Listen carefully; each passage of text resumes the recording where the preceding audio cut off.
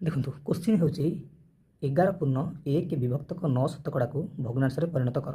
ପୂର୍ବରୁ ଆମେ ଏକ କ୍ୱେଶ୍ଚିନ୍ କରିଥିଲେ, ତ ଆମେ କ'ଣ କରିବା ନା 11 ପୂର୍ଣ୍ଣ 1 ବିଭକ୍ତକ 9 ଶତକଡ଼ାକୁ ଶତକଡ଼ା ରହିଲା। ଆକୁ ଯେତେବେଳେ ଆମେ କରିଦେବା ଭଗ୍ନାଂଶ 11 ନୂଆ 99 ଅର୍ଥାତ୍ ଏ ମିଶ୍ର ଭଗ୍ନାଂଶକୁ ଅପ୍ରକୃତ ଭଗ୍ନାଂଶ କରିଦେବା। 11 ନୂଆ 99 99 1 ମିଶିଲେ 100 ଏ ହେଲା କେତେ 100/9 ଏଇଠି ଛାଡ଼ିଦେବେ ନାହିଁ କାହିଁକିନା ଶତକଡ଼ା ଅଛି, ଶତକଡ଼ାରେ କୌଣସି କାର୍ଯ୍ୟ ଏପର୍ଯ୍ୟନ୍ତ ଆମେ କରିନାହାନ୍ତି।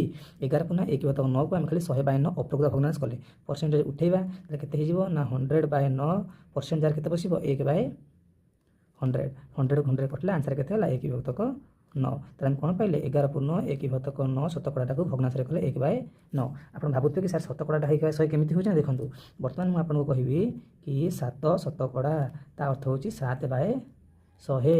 ମୁଁ କହିବି 15 ଶତକଡ଼ା ତା ଅର୍ଥ 15/100। ସେମିତି ଯେହେତୁ ଏଠି ଅଛି ଶତକଡ଼ା, ଏଠି ତ ବିଭକ୍ତ ତ ଗୋଟେ ଅଛି ନା, ତେଣୁ ବସିପାରିବ ନା 1 ବିଭକ୍ତ ହେଇକି ବସିଲା। ଆଶା କରୁଛି କ୍ଲାସ୍ଟି ବୁଝିପାରିଥିବେ।